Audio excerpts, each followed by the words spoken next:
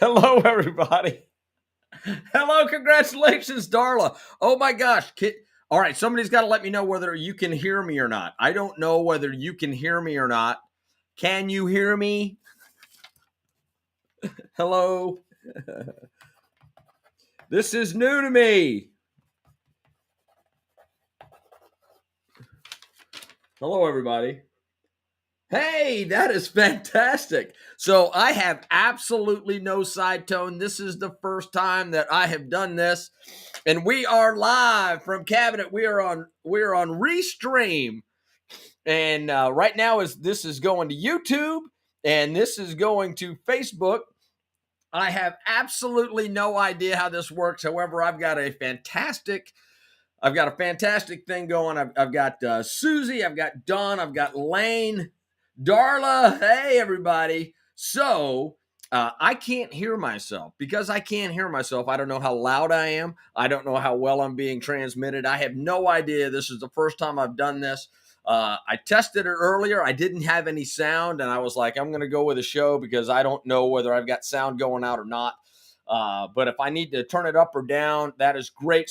So congratulations to Darla Stewart for being the first one in today. Thank you very much, Darla. Congratulations on the gold medal. And then we have Susie coming in second. So it's two ladies taking the top. That's gold for Darla and silver for Susie. And then Dawn Ledger coming in with a bronze medal in the Mickey Spillane, Mickey in the middle comments Olympics. So today, Friday, what day is today? March 11th? March 11th, there we have it. So it's Darla Stewart, Susie Goebel, and Don Ledger with the top three. And then Lane just off the podium with a fourth place finish. So thank you very much, everybody. I greatly appreciate you being here. I've been having a pretty good day. It is snowing. Oh, wait a minute. Welcome to Mickey in the Middle, the quintessential show for Middle Americans, where all Middle Americans are welcome. It doesn't matter where you've been. It just matters where you are and that you embrace American middleness, because American middleness is what makes our country strong. And it doesn't matter whether you started poor, whether you are still poor, whether you're lower middle, upper middle, upper middle, upper middle. We just want all Americans to come here to get the latest information. So I've been working to get Restream up for the last couple of hours. I think I've got it kind of figured out. I'm not really sure. I can go into my graphics and I can do stuff like this. Wait a minute. I can do stuff like this, and I can go, hey, it's operation535.com, or I can go, hey, Operation 535, no incumbent survives, fire me too. So I'm gonna have a lot of fun with this, and we will see how this goes. Hopefully everybody can hear me well. I got to be able to flip back and forth between the chats, and I've got to be able to oh, thank you, darling. You sound just like Mickey. Hey, that is awesome. So I've got my great little Patron hat on, which is great. I don't even know whether this is coming in backwards to you. Now, I've got a screen in front of me that shows that I've got this picture over here, which is Civil War, Captain America with Captain America, Black Widow. And this is on my right. And then on this side right here, I've got Civil War, Captain America with Iron Man, and that is on my left. So hopefully, now my computer wants to update itself. Hey, Steve Hayes down in Florida. How you doing? I'm so glad that you could be with us on a Friday. So what is going on in Cabot, Arkansas? Well, somewhere around 2 or 3 o'clock this afternoon, God decided to dump 3 inches of snow right here in central Arkansas. Started up in the northwest corner and just made its way down. And so I don't know what's frozen. I don't know what's frozen. All I'm saying is, if you have the opportunity to be careful out there, please be careful. Don't go out unless the roads are in really good shape. Hopefully this will be out of here in the next couple of days, but it is going to get down into the 20s here in central Arkansas. And I have hunkered down for the first time in a really long time. I had SpaghettiOs, And the spaghetti, I'm telling you what, the SpaghettiOs were pretty doggone delicious. So that was kind of awesome. So Mark Calcaterra says, it has stopped snowing. Yes, I just went outside and checked, and it has stopped snowing in central Arkansas. And hopefully the weather will be improving shortly. And it looks like powder. It is. I'm telling you right now, it is a beautiful snowfall. It was the perfect kind of snow for getting out there and making snowballs and having a snowball fight, maybe making a snow angel or something like that. So tonight, what I wanted to talk about tonight was something that I saw on a news report that I want to show you really, really quick. Where is it? And this is, how did I do this earlier? All right, hold on just a second.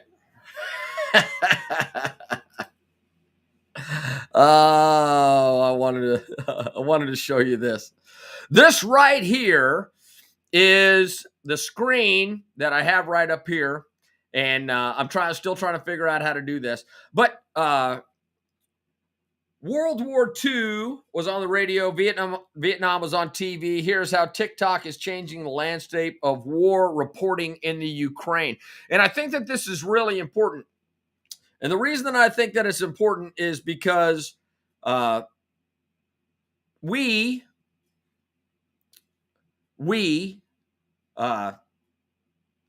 middle Americans come in all shapes and sizes, right? So we have an older generation like my dad that was Korean, Korea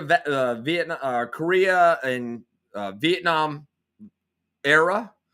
And then we have people that are a little bit older than that, like, somebody's great grandparents that are still alive, maybe late 90s or 90s to 100 that were in World War II. We got people like me that were born right before Vietnam took off, but then our entire existence, basically since the middle 80s have been kind of,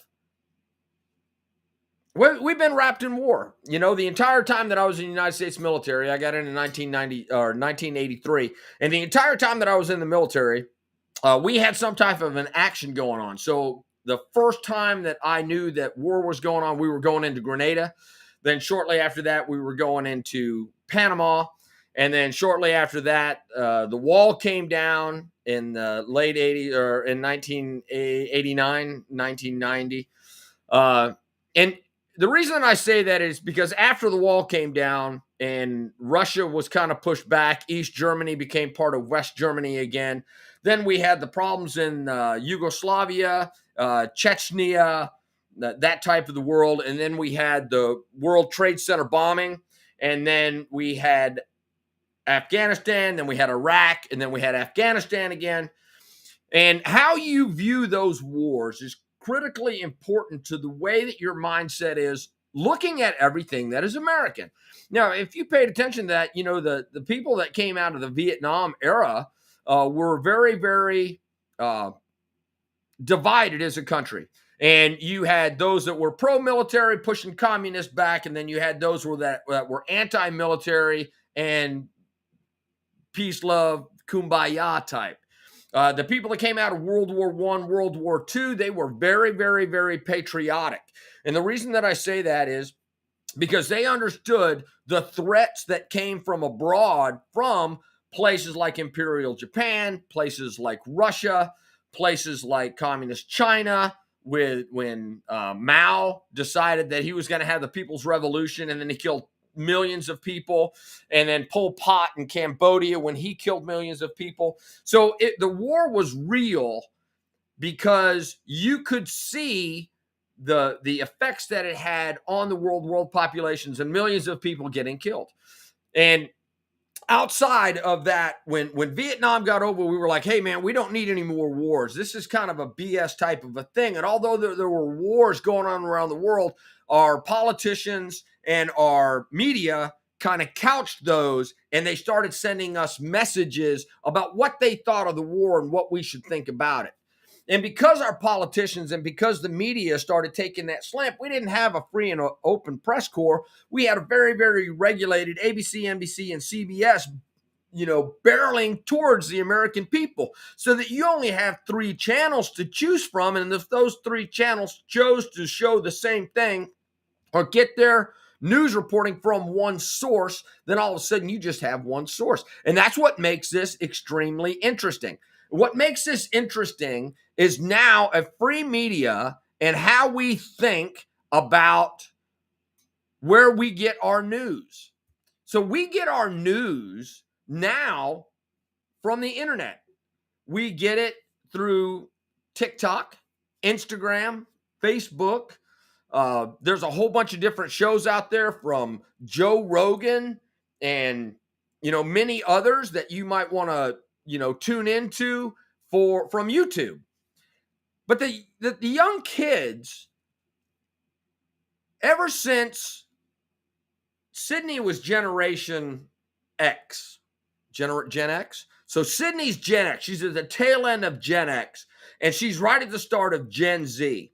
So Sydney didn't have the computer. That's my daughter, by the way. She didn't have all this computer stuff because we put her in swimming and in basketball. We put her in all different types of sports. She ended up being a gymnast. She was a gymnast for about 10 years.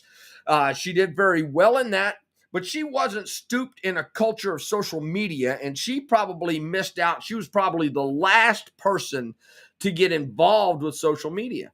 But now we have things like TikTok, where people are putting out 30-second to 1-minute bits of information that show how the war is going, so that you can go on TikTok and you can literally go and start flipping through all of these war correspondents that are putting information on TikTok. And the amazing thing about that is there is uncontrolled access to information. And the way that I think that relates to us is because that is guaranteed by the First Amendment of the Constitution, which is the right to free speech. So if somebody starts labeling things misinformation, that means that they are cheating you of information that might be out of there that they might want to control. Good news, bad news, any news, and you're not allowed to make up your mind about that anymore. So when somebody controls a narrative, then we've got to start getting concerned about, is that narrative the truth or is it not the truth? So early on in the pandemic, when people started taking things off of Facebook and taking things off of TikTok and basically silencing those that would be critical of the way the government was acting, we don't go out and protest like they did during Vietnam. We just don't do that. We don't pick up signs and go in front of the Capitol and stay there for years. And we don't have this phone network, and we don't have this communication basically it's not communication. We don't have a common one side or the other, black and white, for war, against war, and then that you have the divides along the people like that. But the way that they used to be able to protest is not on social media. People used to take signs and they used to picket, or they used to be politically active, and they used to go out there, and that's where the hippie beatnik music came from, and that's where things like what did they do in New York where they had all of the music? Mark, you got to help me out. Woodstock, right? So they had Woodstock, and they had a huge anti-war thing. Now we're just observing through social media, and then we're commenting on it and sending it out into the ether. So the question is do our kids, is this a game to our kids? Do they understand that Putin is a bad dude? Do they understand that they're supposed to be able to have positive or negative feelings like this and be able to put it out there in the world and be able to actually be heard and have their voices understood about whether they're positive or negative about oil and gas or masks or mandates or vaccines or anything else that's out there? One of my friends on social media the other day, yesterday, it had to be yesterday, He put on there, be thankful that you're not being bombed, and or quit complaining about being bombed, and grab your Yeti coolers and your White Claws and be thankful for what you have. You are tone deaf and unappreciative. And he put that on their social media. Like, people can't think about two things at once. Yeah, everybody's pretty thankful that we're not getting bombed by a radical madman. All right. But why does he have to say something about White Claws and Yetis and being tone deaf? I can hear the people in Ukraine suffering. I can hear the people in Ukraine suffering. I can feel it in my heart. When the hospital got bombed, you can do that. But you can also complain about high gas prices. Oh, that was the other thing on his post. He's like, stop complaining about high gas prices and be thankful that you're not getting bombed. That kind of bothers me. And the reason why it bothers me is it's an arrogant, tone deaf situation that says that people are choosing one over the other. And that if you are choosing your Yeti coolers and your White Claws, that you cannot be concerned with the fact that people in Ukraine are suffering right now. And that you can't complain about high gas prices because you already have too much. And that you shouldn't complain about high gas prices. And the reason I bring this up inside of the spectrum of social media is because this is becoming our voice. So Mickey in the Middle is my voice. And I put things out there, not too much on my own social media page because I find them to be incendiary. A lot of people think that are funny, but a lot of people think that they're incendiary. So I decided to come to a place where I have a voice and it can be all mine. And until I get banned for misinformation or until they take me off the air, I'm going to continue to do this because I want my voice to be heard inside of the ether. And as it relates to you in Middle America, this is the way that we're communicating now. So we've got to be very, very careful with what we allow our government to do, because our government has the ability to leverage their power against social media companies in order to ban what you think, what you say, and how you can get your message out there. Before, we used to do very, very small pockets of things in neighborhoods and in cities, but we would never have the ability to go live to 1 million people if 1 million people decided to tune in. So Don Ledger says, Burr, 70 degrees here in Arizona. Carolyn says, happy snow day. Absolutely. Susie loves the snow. I love snow too, as long as I've got skis on or snow boots, and I can go out there, and as long as I'm doing something in the snow, having fun, having a snowball fight, making a snowman or anything like that. Other than that, you can keep the white stuff. That's why I live in Arkansas. We only get this 2 or 3 times a year. Mark Calcaterra says his first one was in Grenada. You know what the funny thing is about Grenada? Nobody in the United States knew Grenada was the thing until Grenada was a thing. And then all of a sudden, there was a bunch of Americans that were on the island of Grenada, which is off of Argentina, that we had to go down and we had to rescue. And that's where Sergeant Gunny came from, who was Clint Eastwood. That was the invasion of Grenada. And a lot of my friends went down there. I did not go. I had a broken arm at the time, so they deployed everybody else, but I didn't go to Grenada. But they came back with a bunch of great stories and, talked about the horribleness of war. And when I got to special operations, I found out that all the people that were in the squadron I was with down in special operations, they were the first ones across, and many of them took bullets, and many of them saw many horrific things. It wasn't much of a fight because America put the thumb down. But yeah, Grenada was not my thing. And then I was PCSing during Panama, so I got to miss Panama.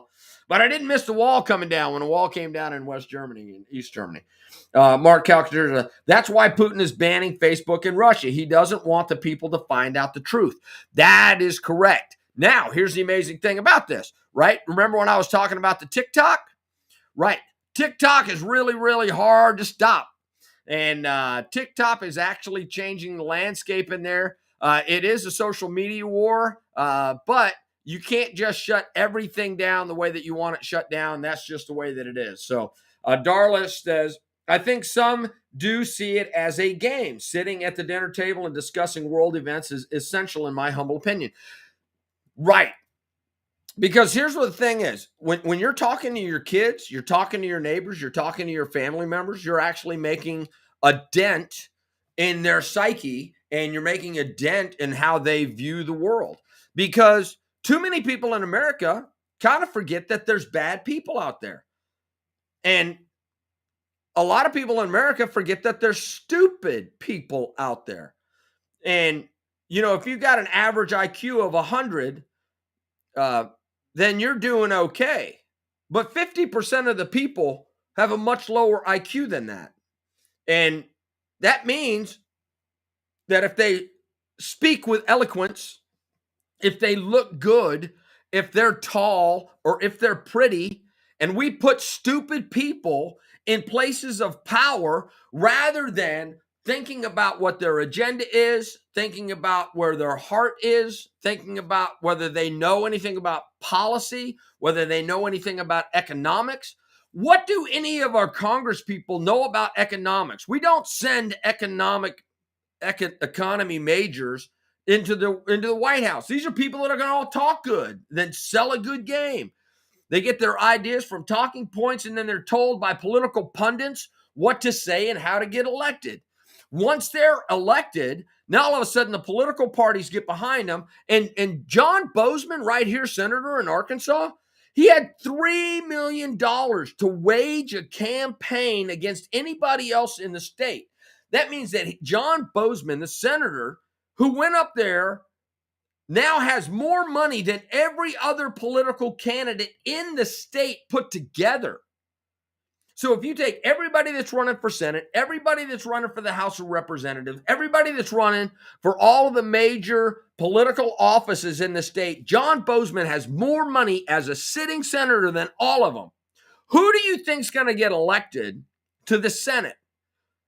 Because people don't even know that there's opportunities out there for change. People don't know that there's opportunity out there.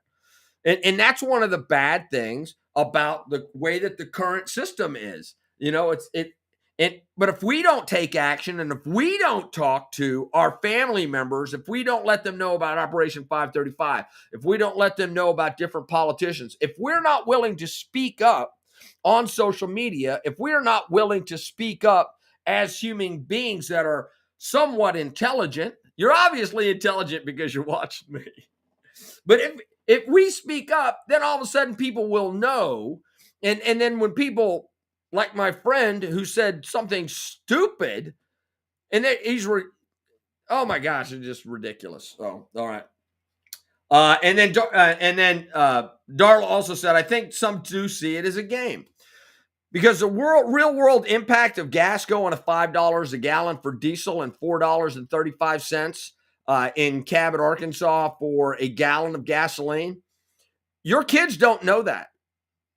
I'm telling you right now, your kids don't know that. Your kids don't know that you're paying more at the grocery store. Your kids don't know more about their school supplies, or about how tough it is in order to make a dollar, and about how to make that dollar stretch so you can pay your rent, so you can pay your electricity, so you can pay your water bill. Somebody's got to tell them. And somebody's got to tell them about economics. Somebody's got to tell them about political systems. Somebody's got to tell them about world events. Somebody has to tell them about national policy.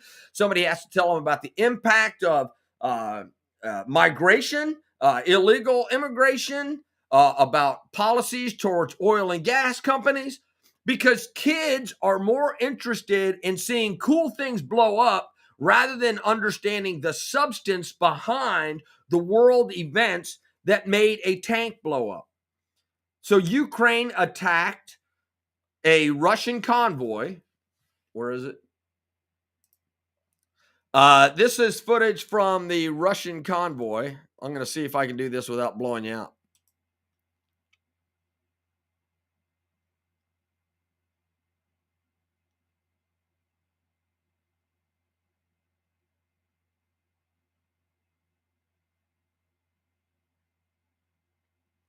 All right. I don't know whether you can hear me or not, but if you can't hear me, that right there are Russian convoys just getting absolutely obliterated by unmanned aerial vehicles. So they just, if the kids just see that and don't understand all of the bad stuff that's going on and associated with that, but then again, your neighbor might not know about the bad stuff that's being associated with that. Nobody might know about all of the bad stuff that's going along with all of this stuff. And it's incumbent upon us to go ahead and let them know this. So Darla Stewart Bennett says, thank you all so much for your service. So I'd just like to say that Mark was in. I believe that Lane was in. I know that Susie was in. I know that Steve was in, which is totally awesome. Who else? So, yeah, thank you, everybody. If you're a veteran tuning in, I cannot tell you how much I appreciate you watching Mickey in the Middle. So without further ado, that's kind of like going to be the show tonight, but I will finish it off. Anybody can ask me any question. And I would like to finish Fridays on, you can ask me any question about a world event, about a national event. You can ask questions about me. You can ask any question. You're talking about Biden? Mark Calcutta says you're talking about Biden. So here's what the thing is with Joseph Biden. I'm going to start with Joe Biden. Here's what I think of Joseph Biden. I think that Joe Biden used to be a pretty smart guy. I think that he probably was pretty smart. But his problem is that he gets politicized to the point where he wants to be everybody's friend, but really he's a dick. So he's going to smile to your face and then he's going to stab you in the back. His decision-making process on just about everything has been wrong for the last 40 years. But he smiles and he looks good and he's cool and he wears the sunglasses and he's like, hey, buddy, hey, what's going on? And then he's relatable because he tells story. No, half of the stories that he tells is pure bullshit and they're proven to be wrong. But he's like Teflon. Stuff slides off of him. And he makes terrible decisions and he's easily influenced. So although he might be very, very smart, he's trying to make friends. He's trying to make allies. So he takes a progressive agenda and he says, yeah, we got to save the planet. Somebody convinces him that he's got to save the planet. And all of a sudden he starts shutting down oil rigs. He starts shutting down pipelines. He starts shutting down the ability for our gas, oil, and coal companies to produce. And then he scares them so that they go, hey, man, we're out of here. We're not going to mess with this. And then he goes, look at the oil companies. They're not doing anything to help you. That's because you're the government and you're putting the thumb screws to them. And they don't want to produce for you. Because here's what the deal is. It's easy for them to take their billions and just sit on it for a while until the next administration comes that says, hey, man, you guys can start drilling again and we're going to be very friendly to you. So Joe Biden wants to kick the crap out of coal, natural gas, oil, and then he wants to turn around and blame them for an ass kicking that he's given them, which says sit in the corner. So they're sitting in the corner. They're sitting this one out. And I don't blame them because they don't have to do anything. He's never been nice to him, and all of his policies have been pure bullshit towards them. He's already said we're going electric, people, and it doesn't matter whether we have the grid infrastructure. It doesn't matter whether we have the technology. It doesn't matter how long it takes to plug in your electric car. He's like, let's do batteries. It doesn't matter how much you strip mine. It doesn't matter that we can't get chips. Oh, here's the thing.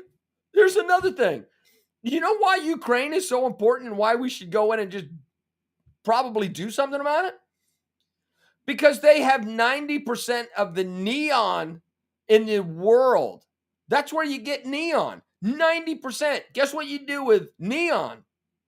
You make semiconductor chips. That's right. It's a key ingredient to semiconductors. Ukraine has a 90% supply.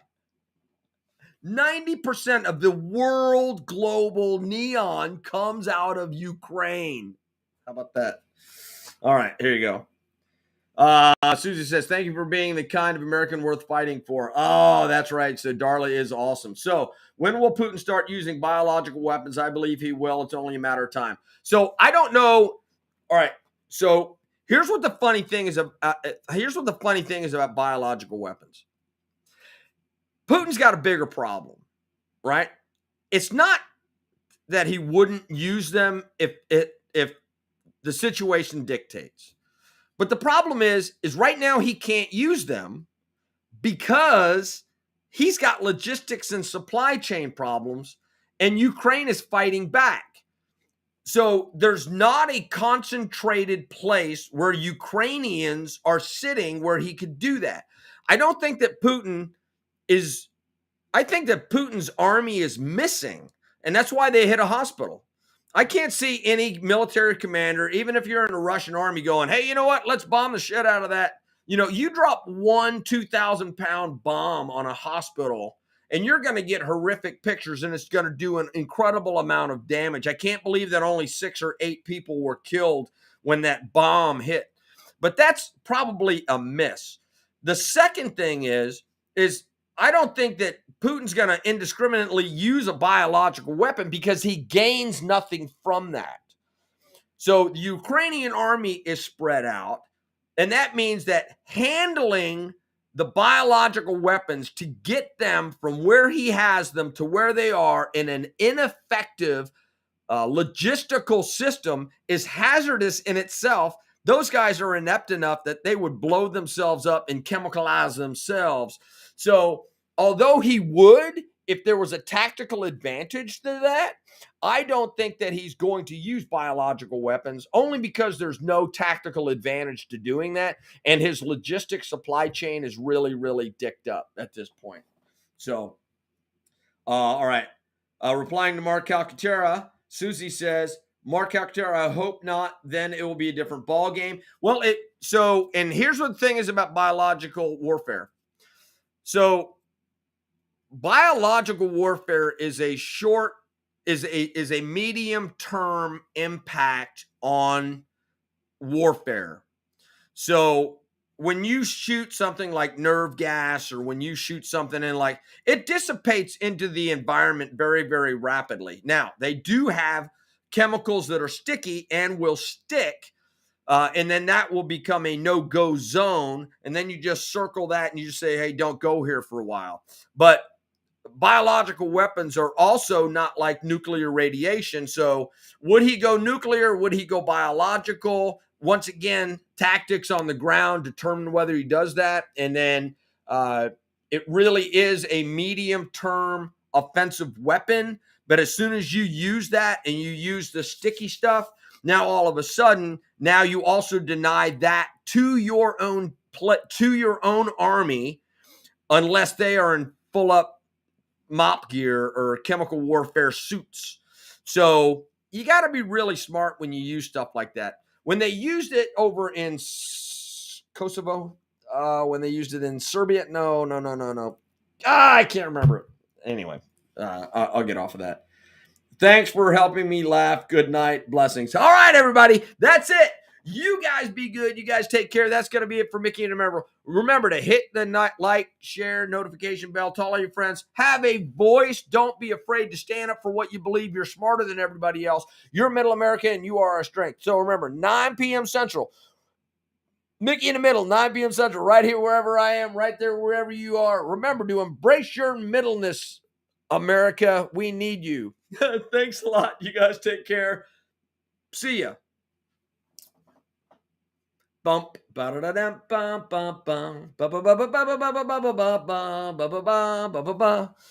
right.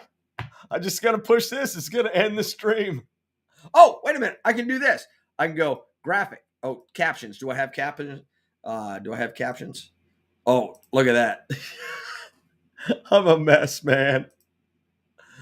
I don't know. I don't know what I just did. All right. So anyway, all right. You guys all be good. I'll talk to you later. See ya.